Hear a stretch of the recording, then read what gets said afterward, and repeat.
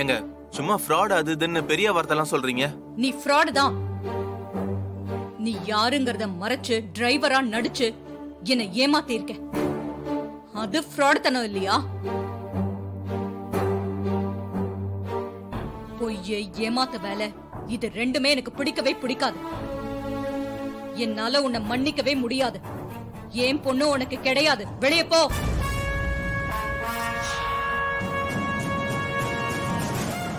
ஏப்பா இவன் பொய் சொன்னதுக்கு அத்தை மன்னிக்க முடியாதுன்னு சொல்றாங்களே. இவனாவது ப்ரொபோஸ் பண்ணதோட நிக்கிறான். ஆனா நீ டிரைவரா நடிச்சு பாட்டியோட பேரன்ற உண்மையும் மறைச்சு அதோட ரேவதியையும் கல்யாணம் பண்ணிருக்க. இதெல்லாம் உங்களுக்கு தெரிஞ்சா என்ன தண்டனை கொடுப்பாங்கன்னு நினைச்சாலே பயமா இருக்குப்பா. அக்கா, நீ இவனுக்கு தண்டனை கொடுத்ததெல்லாம் சரிதான். ஆனா இதே மாதிரி இன்னும் கொஞ்ச நாள்ல இன்னொருத்தனும் மாட்ட போறான். அப்பையும் இதே மாதிரி தண்டிக்கணும். இவ ஒருத்தி அப்பப்போ எதையாவது சொல்லிக்கிட்டு. மயில் மாப்ள, இவனுக்கு எதுக்கு இந்த கான்ட்ராக்ட கொடுத்தீங்க?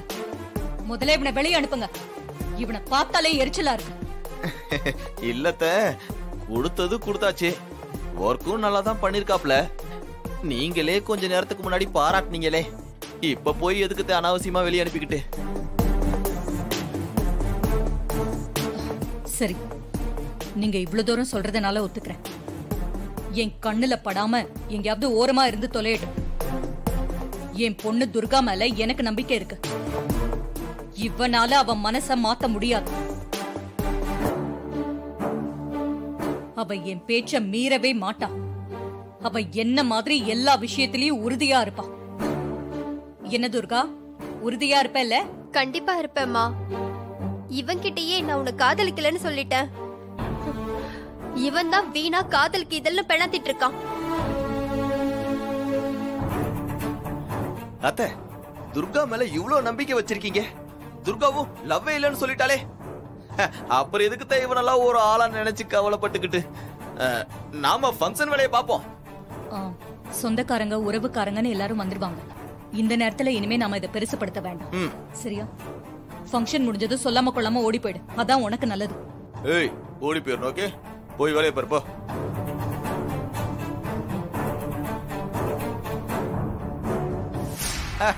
வாங்க சண்முகண்ணா, எப்படி இருக்கீங்க? நல்லா இருக்கேன்பா. உட்காருங்க. பேத்தியோட தானே வந்த? வேற எதுவும் இல்லையே? என்ன முத்துவேலு, நக்கலா பேசுற மாதிரி இருக்கு. என்ன இருந்தாலும் நான் ஒரு போலீஸ்காரன், நீ ஒரு கிரிமினல். அதை மறந்துடாத. உண்மைதான்.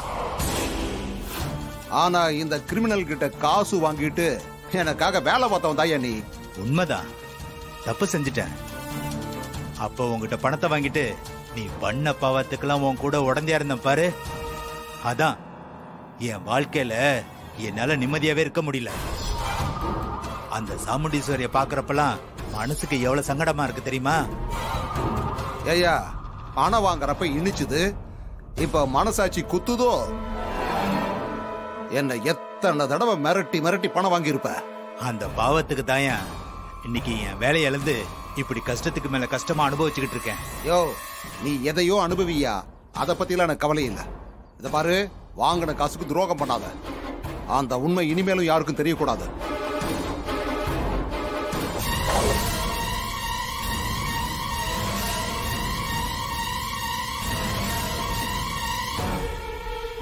யோ, சரி சரி, நீ கிளம்பு. இங்க அதிக நேரம் பேசிட்டு இருக்காத. இத பாரு, அடிக்கடி இங்க வர்ற வேலையும் வச்சுக்காத. யாராவது பார்த்துட்டா தேவையில்லாத பிரச்சனை தான். முக்கியமா சாமுண்டீஸ்வரி கண்ணில் எப்பவுமே மாட்டாத. கிளம்பியா? சரி, நான் வரேன்.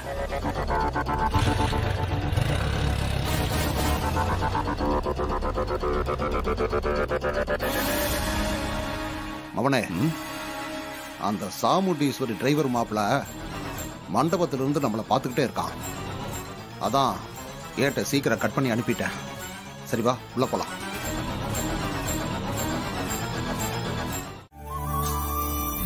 வாங்க. வணக்கம். வாங்க, உட்காருங்க. வணக்கம். வாங்க. நல்லா இருக்கீங்களா?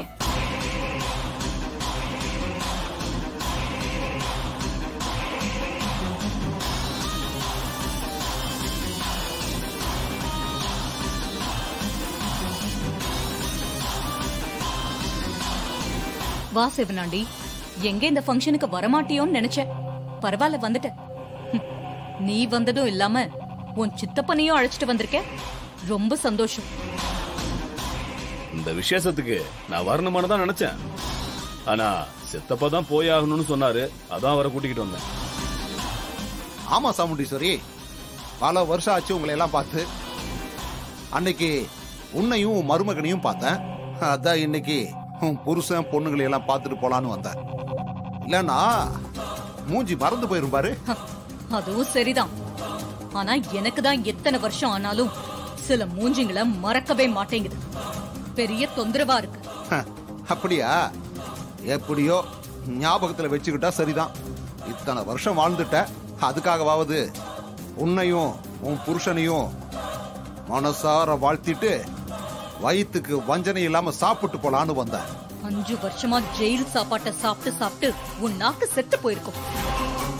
இங்க மட்டன், சிக்கன், ஃபிஷ் ஃப்ரைன்னு எல்லாம் செய்ய சொல்லிருக்கேன். நீ பக்கனையா சாப்பிட்டு போ. கூச்சம் நாச்சம் இல்லாம எவ்வளவு வேணாலும் சாப்பிடு. நிறைய செய்ய சொல்லிருக்கேன். சாமுண்டீஸ்வரி, இத்தனை வருஷம் ஆகியும் இன்னும் நக்கல் பேச்சு குறையவே இல்லையே. பேசு, எவ்வளவு வேணாலும் பேசு. ஆனா இதுக்கெல்லாம் சேர்த்து வச்சு உனக்கு பதிலடி கொடுப்பேன். இது பாரு, இந்த மாதிரி நிறைய பார்த்தாச்சு. முடிஞ்சா ட்ரை பண்ணு. பாவம் உனக்கும் ஜெயில இருந்து வந்து பொழுது போகணும்ல.